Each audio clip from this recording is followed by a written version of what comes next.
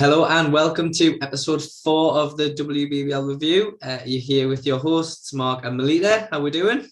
Hey, I'm doing good, thank you. Have you had a busy week this week?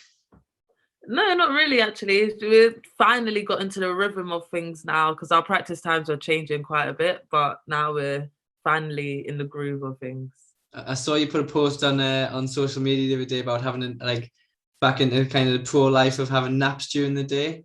Yeah, exactly. Like having that, it feels like years since I've been a pro where literally you have nothing to do with your life. Like it's literally just gym, sleep, eat, gym, sleep, eat. You get those t-shirts, don't you? Basketball, sleep, repeat, whatever. Yeah, exactly. Last week we were on Instagram Live, something a little bit different. Obviously, we're back to our normal format this week. Um, we'll just have a chat about the week's matches and see where we get to from there. Now, me and you, we met on Saturday. I got to see you play, which I was very excited about. How Yeah. how was that match for you? It was tough leaving home at 5 a.m., going all the way to Durham.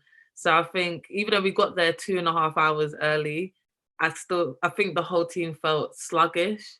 Mm. And our mentality was like, let's go, like let's run on them. And our bodies just was going at a slow pace. So it we definitely made it hard for ourselves. But a win is a win. We just got to take it and just run with it and forget about it and move on to the next one. I think first half Durham, the 3 point shooting was just keeping them that kind of, I think it was 9 or 7 points ahead at half time, I think, but they were Yeah, just keeping themselves at arm's length from yourselves. yeah, exactly. And in our heads, we're like, oh yeah, we're down by like 12 or even more maybe. And we're like, yeah, we still got it. It's fine. And our coach in the timeout said, I'm giving you guys until the fourth quarter to get back into this game and into a lead. And we're like, whoa, we can do this in 5 minutes. What are you talking about? 5 minutes passed, we're still down by by like 6 or 7. And fourth quarter, after our coach got ejected, Sorry, say, that's when say we that kind of, again. Say yeah. that one again. Not saying that it's because he got ejected why we then got the lead, but he says that it was a tactic, like it Yeah. was a part of his plan. Yeah. I mean, it doesn't happen very often, does it? Someone gets ejected for two technicals. Like, if has that happened to you before, where your coach has kind of been told to sling It's his hoop? only happened one other time, and it was Mark Clark actually when I was Yeah. playing for Barking Abbey Academy. He got ejected.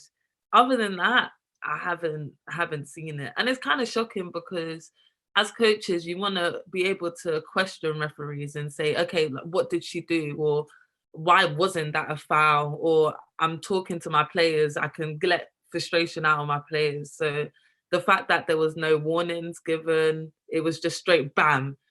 And it Mm. was from the ref he wasn't talking to. So it's kind of like, what's your explanation for that? Because referees are supposed to kind of be in the background and call things that are not supposed to happen. They Mhm. shouldn't be in control of the game. And I kind of feel like that's what's happening in the WBBL. I feel like refs, it's like they want more recognition, like they want to be seen and heard and known. And it's like, no, calm down a little bit. Yeah, from my point of view, that first technical when Jay was talking to the referee, there wasn't anything out of the ordinary. It was quite a controlled conversation. The referee was talking back. It was, and then obviously, as you said, the referee from the other side of the court just gives the sign, and Yeah. it didn't make really any sense, because then are you putting that referee, are you kind of undermining his authority, Mhm. because you're kind of going over him. He's having the conversation. If he had a problem Yeah. with it, would he not do that? Yeah. He would call it if it was that serious. Exactly. And then it's kind of tough to say you was on the side where because the sideline is very close to the 3 point line Mhm.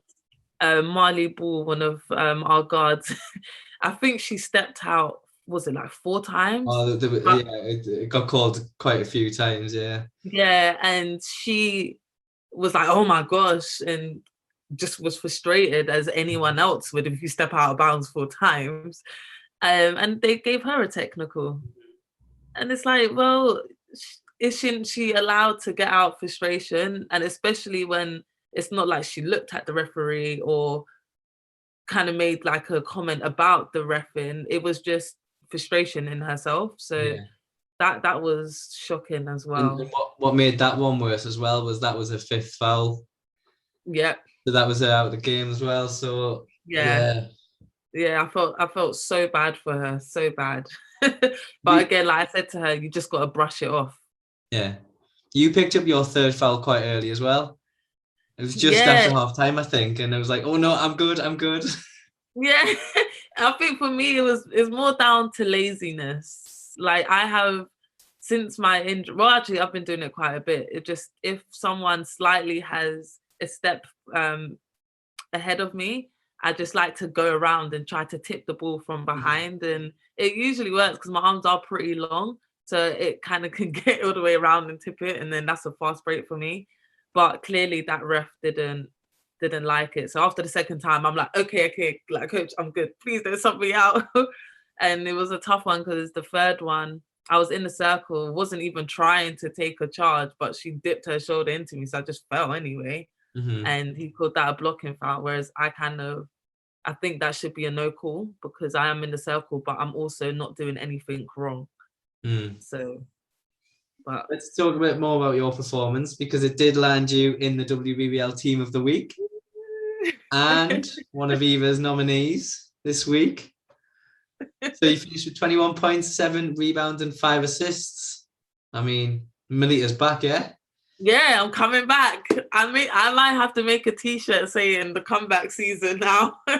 Now that I'm feeling good and now my stats are kind of getting up there. But I'm just hoping I stay consistent with it as well or just keep going up. Well, I think that's 3 wins in a row now for Gloucester, 2 in the league, and then obviously that cup game just beforehand on the up and up. Yeah, exactly. And hopefully this weekend we play Manchester, who have a double header, and I'm not sure why.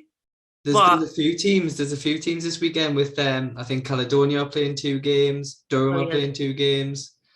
So I think there's a few with double headers. Yeah, so I'm not complaining because we don't have one, and it's just great. They're traveling to us after playing at home. So I said to my team, like, hey, we got to run on them. We literally just got to run because they're low on numbers as well, just like we are a little bit. So I definitely think we're going to be the ones with the fresher legs. So we've got to exploit that. As you say, if you're losing anyway, just get Jay ejected, and then it all fits into place, doesn't it? Right? Yeah, exactly. It's always the coach's fault. Let's move on then to Caledonia's first win of the season. Probably a shock result again, but Newcastle don't seem to be playing with any sort of cohesion this season. That one finished 57-56.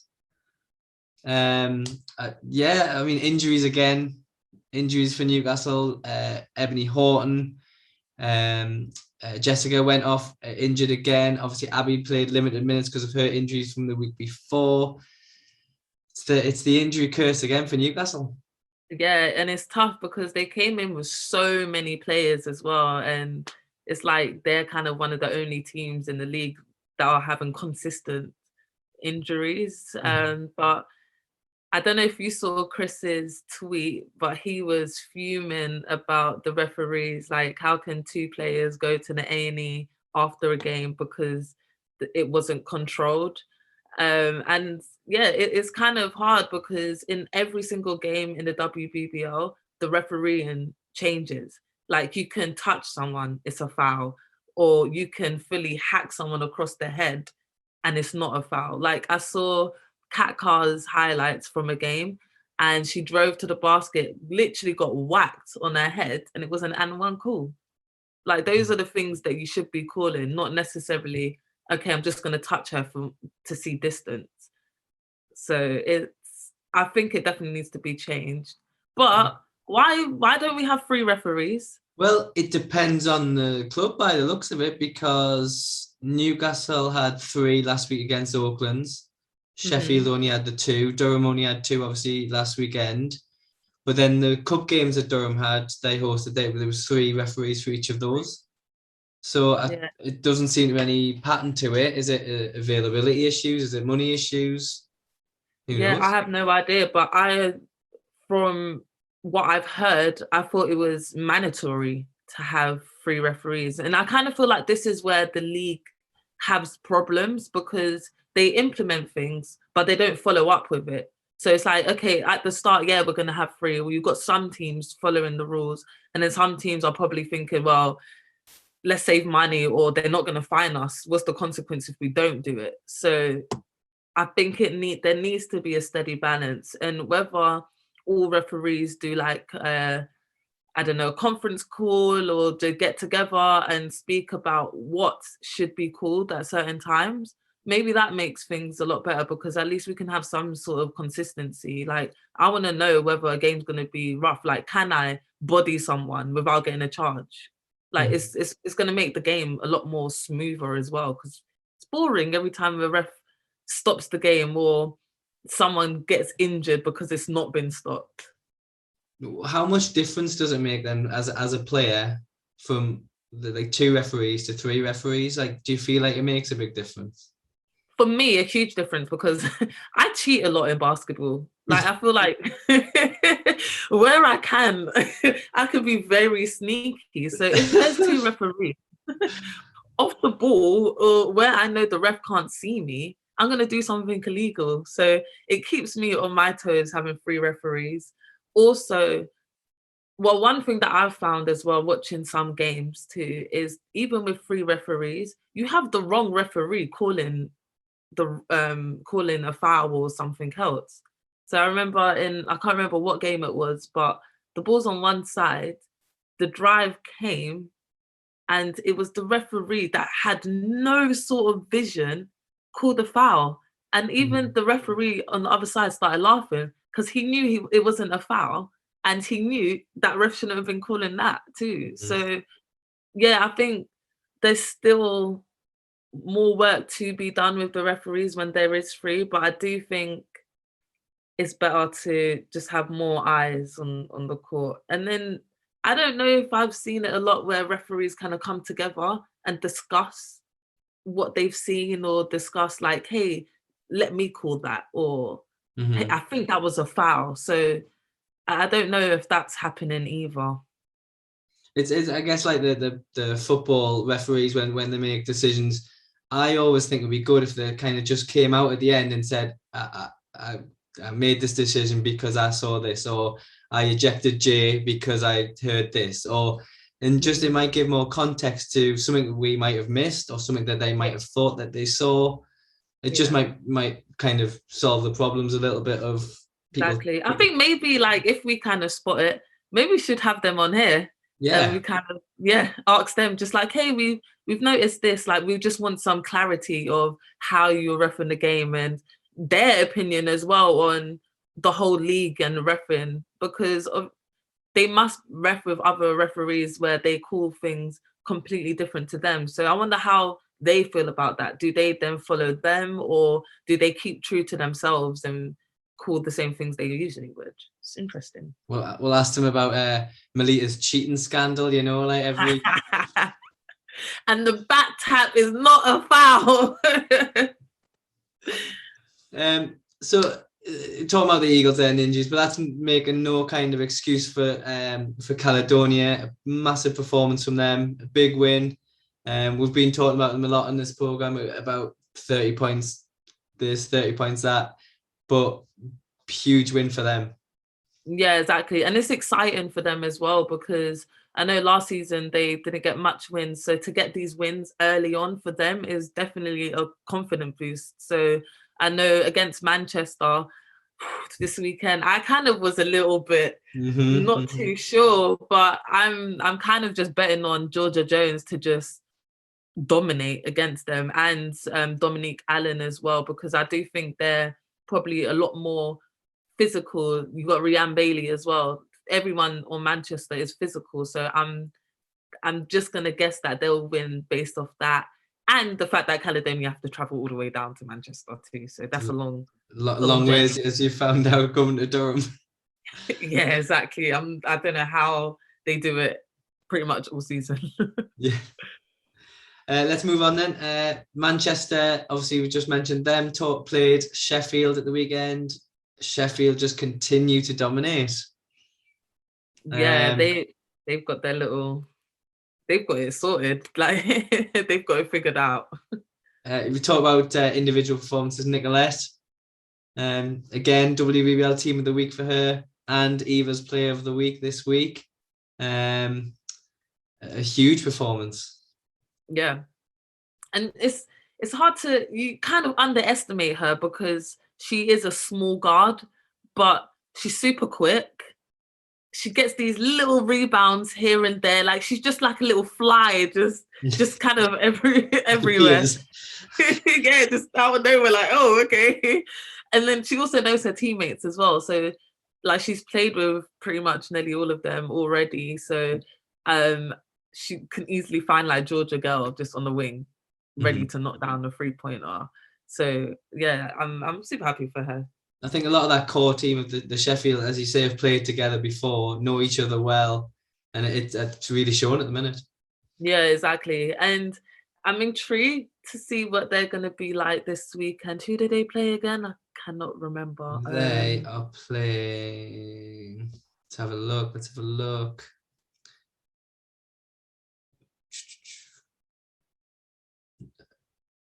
I wasn't sure who I was going to go for. Leicester, yeah, that's it. Leicester, there we go. That's going to be a good game. Yeah. That is going to be a great game. I think guard-wise, they match up nicely. Yeah, it's a tough one. I mean, Leicester, we've been kind of a bit harsh on Leicester in the last few weeks, just saying like, we expect a bit more from them, expect a bit more. They pushed London a bit on at the weekend. I think they were 9 points down going into the fourth quarter. And then, 28-5 in the fourth quarter to London. So they kind of stretched away completely. But it was probably closer up until that point than people thought it was going to be. Yeah, I think like Stone, I think that's her name. I'm pretty sure it's McCann. Is it McCann Stone? Yeah, there we go. I think she did a great deal for them. And Oceana as well, Hamilton. She did excellent. She played big minutes and it definitely helped Leicester to keep so close to London as well. So also I like their guard, number 10. I do think I forgot her name, so sorry. I need to get everyone's names in the league now. We're still early days, aren't we? Still early days. Yeah, exactly. She's new as well to WBBL, but yeah, she's done an awesome job as well. Like she played big minutes too, and I think they just gelled well together. Like they got a lot of defensive stops and they attacked. They were super aggressive, and I think that's what was missing from the other games, like being effective on their aggressiveness. That is a word. Yep. we'll make it a word. So yeah, I was very, very impressed, and now I guess they've shut me up a little bit, so I can't say anything negative. A few pickouts from that game. Holly Winterburn becoming the youngest player to hit 1,000 championship points. And she's 21, going from strength to strength to strength, looking very, very accomplished in that London team. Yeah, exactly. And I think for her, what's great is that she started in the WBBL when it was first created. I want to say maybe it was a couple of years after. So she must feel very comfortable in this league. And like she's taken shots that no one, well, the only person I could think of is Shampert that played on Nottingham last year, like those deep threes. And she's always in control. She's got a lovely basketball figure as well, where she can take these long Euro steps. And yes, I think she's a great player. And I'm kind of intrigued to see what she's gonna do as well, like with her future. Is she gonna, if London stay in the Euro Cup, is she just gonna stay in Europe with London, or would she venture out to other European teams? I'm kind of intrigued, but I do think she's a great player. We had also Joe Leadham, first points back. First points in the country, really. Yeah. That was exciting. And I know you've got your bet with Kennedy about her triple doubles. Yeah. She was 3 rebounds short this week. I mean, she just... I didn't get onto her too much because my bet was lower than everyone else's. Oh, right, okay. So I'm like, okay, yeah, hold it out a little bit, hold it out. I mean, there's 13 assists again. It's massive numbers of assists every week. And even when you put like the likes of Holly in that team, who I think she had 6 or 7 assists, but yet Kennedy's still racking up those numbers regularly. Yeah, and for her, like, she's literally got a perfect team as well, where everyone knows their role in the team. So like, if she's driving and she's got a choice of who to kick it out to, it's always going to be Cassie Breen because she knocks down literally everything.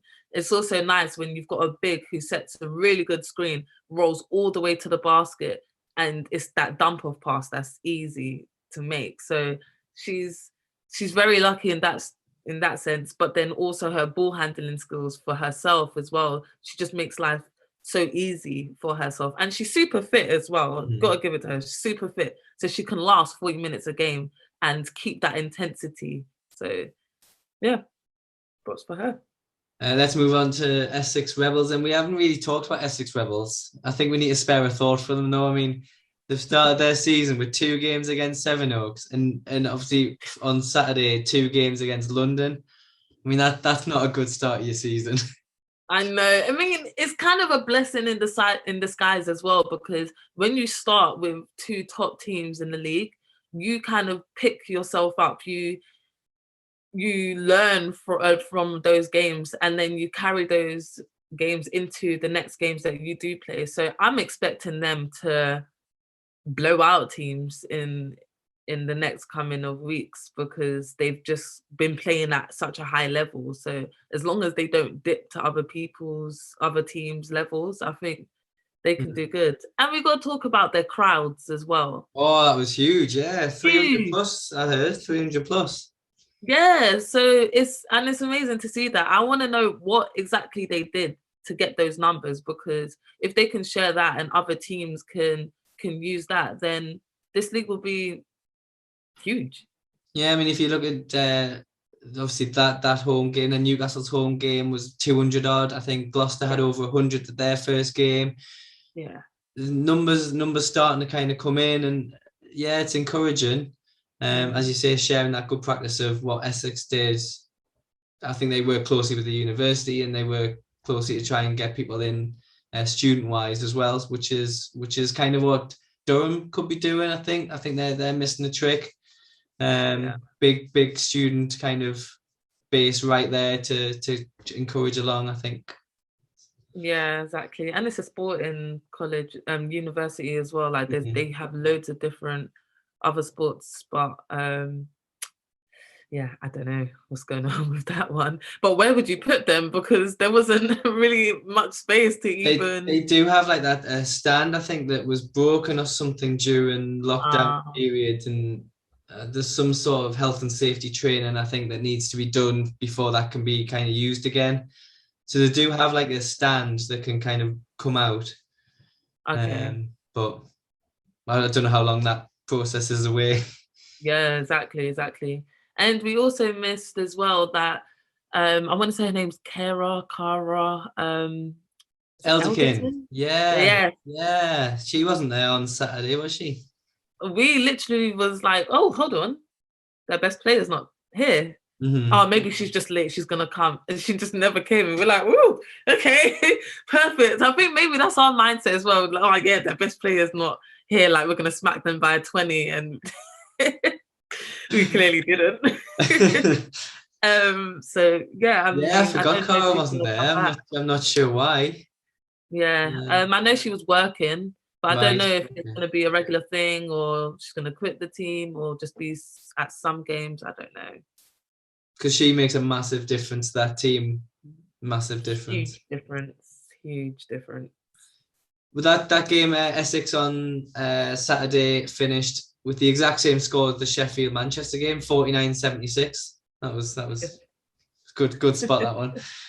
But yeah, Sevenoaks continue to impress. A few new names in their squad, but still with that same winning mentality. Yeah, I just can't wait for them to play London again, if I'm being honest.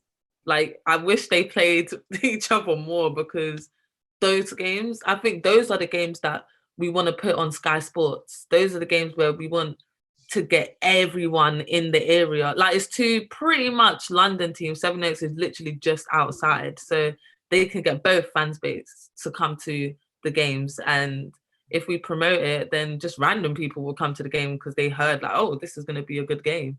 So yeah, I don't know when they play next each other, but I'll be watching if I'm not playing.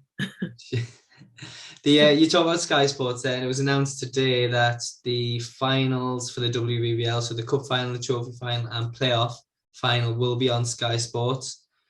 And there's a few people commenting on the bottom of the post just saying like, oh, is there no more? Is there no more? And it would be really good to see some more like regular season fixtures on Sky Sports alongside the BBL.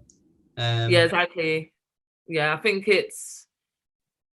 I try not to think too much about that because it's not something that I can control, but it's also a little bit upsetting because there's always a fight about equal pay between men and women. I 100% agree that men should be paid more because they bring in more money to the game. I completely get that.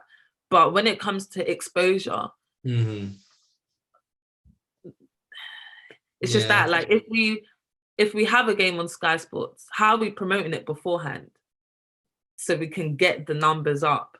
I do believe if we promote the women's game just as much as we promote the men's game, we would have way more people watch our games. Yeah, I mean, you look at the women's football that's now on Sky Sports, and it was on the BBC the other day. Over 1 million people watched the Manchester derby for the women's football.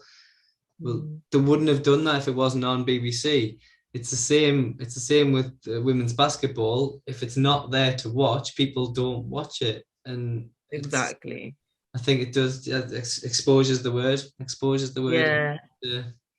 The BBL bars as well. They do such a good job at promoting as well. So like, I just wish they could do the same for us too, and it boosts our confidence up as well. Like, imagine if you do like a great move in a game, and you just have loads of people coming on it, or you've got the fans in the crowds hyping you up. You're gonna play better from that. So you're gonna experience a better game because of it too.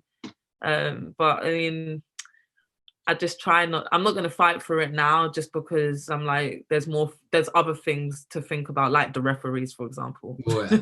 We'll keep going to them. We'll try and get some on the show. That would be good. Yes, we do. Anyway, you need to get your pundit hat on back on Sky Sports this year, I reckon. I know, it's going to be interesting. I don't know if I have time. That's the only thing. No, you do. I was obviously out with an injury, so it was easy. Mm-hmm. But I'll definitely try to push for that because I enjoyed it so much. And I was a little bit nervous, but I think with more experience in it, I do think I can be pretty good for it because I banter a lot. So I think it will it will kind of make it a bit more interesting rather than just saying, oh yeah, she's such a good player. I'm like, she's a good player, but I think she can kick her. Yeah, don't pull any punches. That's what it is. Just straight in there. Exactly. So there's one game we haven't talked about from the weekend, and it's Oakland Wolves against Cardiff. And after Oakland's win against Newcastle, they'll be pretty disappointed, I think, to lose by 10. Yeah, and we got it wrong. Yeah. Man, stop telling people we got it wrong. We're probably about 90% correct, though. Yeah, we did pretty well at the weekend. At least we both got it wrong. It wasn't just me getting it wrong or something. That's a bonus. Yeah, exactly. But I don't know what happened. Yeah, I don't know, because on paper it seems like Oakland have the better team. And I did think like Marissa would have dominated a bit more inside. But Hatch, like she's Yeah, just 22 points for Shannon. I yeah. mean, Yeah, I'm shocked she wasn't on was she actually on the All-Star 5? no, it was. No, she wasn't, was she? No. Should we read it out? I mean, there's some good names there. Nicolette, Holly, someone called Melita. I'm not sure. Don't think I've heard of I it. take a bow. And then Kat Carr and Jamila Thompson from Seven Oaks. They Yeah, were there we the go. five. Yeah, that Uh, must have been a hard pick for the week because yeah, like Catch put out big numbers as well. But she's gonna be so key for Cardiff. So key. Like she's just constantly moving. She's got the height as well, rebounds well. So yeah, I'm impressed by her. I think it makes, kind of say we're doing our predictions, it makes it difficult to pick a team that's going to win these matches against the likes of Cardiff and Caledonia, Durham, say Newcastle at the moment. It's like nothing seems to be consistent yet. And we're like, Yeah, oh, which way do you go? exactly. Like it took me a good 10 minutes to figure out next week's predictions. But that's exciting though, because at least we know the league is going to be super competitive. Let's look ahead then at the weekend to come. We've mentioned a few times about some double headers going on. And I think there's 3 teams with those double headers. I think it's a big weekend for Durham. They're playing Cardiff, Caledonia, 2 teams that they're probably kind of earmarked to try and take that win. Yeah. Manchester at home to Caledonia and away to yourselves. Again, tight games in there as well. It looks like an exciting weekend. Yeah, exactly. And I'm definitely going to be tuned in on Saturday watching as many as possible. And then Sunday get into game mode and Sunday hopefully game come day. out with a win. Yep. So yeah, it's going to be interesting to see the scores. You'll have to catch up on that Sheffield Leicester game when you finish I your know, game. yeah. That's on at the same And time. it would have been perfect because then we played Sheffield the following weekend, so we would have watched the game anyway to scout, but Yeah. that game's been postponed. And I just kind of want to touch on league games and fixtures because so obviously, like I said, that game against Sheffield on the 6th of November, which is my birthday, so I am happy because we got the weekend off. That's been cancelled. And then we've got 6 weeks where we don't play. Wow. So I don't know if it's just my team or if other teams are pretty similar with that because we're trying to move the London game next week because we have no players. Like the league just said, oh, hey, yeah, we've got to move this game for the Lions. Mm-hmm. And we're like, yeah, we've got people that work. So it's kind of hard to reschedule at such short notice like that. So I don't know whether like is it the league's fault because the fixtures aren't put in place properly? How is there like a rule to say you're just allowed to postpone or just change a game? What? Because for me, as a professional athlete, you want a rhythm, you want structure, schedule, so that we can also do things with our lives. Like especially me playing at home, it's nice to be able to plan to go home maybe for a day and then come back and kind of reset my mental clock. But yeah, I just don't. And double headers, you don't really get that in professional basketball. How comes we're having double headers in a normal league game? It seems strange how this weekend seems to be very heavy on double headers, whereas last weekend there wasn't any. And yeah, you think they'll be able to spread? It's like it's a decent chunk of time this season, isn't it? Like October to May. I think you should be able to probably spread them out so you're not having the 2 games and with the traveling and the everything on top of that. Exactly. And even with the cup games as well, I'm not too sure why we all had double headers and then the next game was like in a couple of days, when we could have maybe started it a week earlier and had them spread out. Why is it just at one venue like that could be a difference between a win and a loss. Having a game, like for example, we played Cardiff, and they're just at home for 2 of their games, and then they play. I believe they played away after that. Like that's a disadvantage to all the other teams. It's not really fair. And then when you look at the BBL, they play home and away. Is that again a money thing in the league? Is it an availability of kind of teams to have that time where back and forward?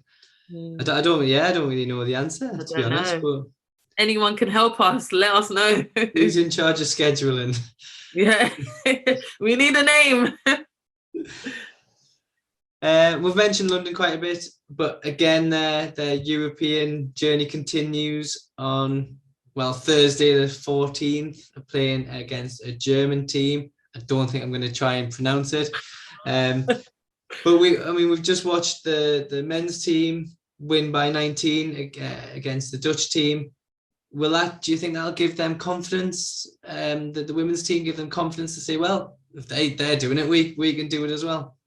Yeah, 100%. But knowing the London team, they're probably not even thinking about them at all. I doubt they even watched it, maybe clips here and there, like, because they're so focused on themselves and what they need to do, the goal set. And being able to play with Joe and Azania, like, I know that's how they think. They'll be like, yeah, good game. Okay, now on to us. This is what we need to focus on. So I think hopefully they get it. I have no idea who this German team is and no idea who plays for them. But as long as everyone does their role correctly on the London team, which I believe they will, I think they'll pull out a win. I know earlier on in the season we were like, oh, will they gel together? But after seeing them play, it's like they've been playing for years and years together. Yeah, I think literally from each player, on the other teams they've played for, they've always missed something. But now coming to the London team, it's just connected so well because everyone knows what they're doing. Like Holly for Leicester had to do everything. Where now she's come to a team where she can relax a little bit more and she's going to be more efficient because she's using her energy on things that she's supposed to, not necessarily thinking, oh, I'll go get the ball now, I'll go rebound or anything like that. So yeah, like I'm excited for them. Yeah, I speak for kind of the whole basketball community that we are all behind London, and we'll be supporting them tomorrow night when this goes out on Thursday. Yeah, as you say, it's very exciting. Yeah, huge basketball. Yeah. I think that's us for today. It's been a pleasure as always. Good luck on Sunday against Manchester. And are you going to be at any games this weekend? I am looking at going to Durham again. I think they've got Cardiff at the weekend. Yeah, it's just a short journey instead of going somewhere where it's ridiculous. I'm hoping to go to Manchester in a couple of weeks. I'm not actually sure who they're playing, but during half term when the kids are off, so it's a bit easier to get there and back. Yeah. dragging them around everywhere. Yeah, no. I'm pretty sure the littlest one is like, why are we doing this? Oh, do you know what? One point on Saturday, he tried to run on the court in the middle of the match. I was like, no, Jake, no way. Can you imagine? I know. That's a charging foul. But no, Eva sat with my camera on Saturday trying to take some pictures, and so that was cute. Oh, that's cute. But nice family time. But yeah, hoping to go to Durham against Cardiff on Saturday. That should be good. Yeah, so you can catch me up from that one. Yeah, I'll do my best. But yeah, have a good week. Thank you. And I'll talk to you again next week. Yep. All right. Right. Bye. Bye.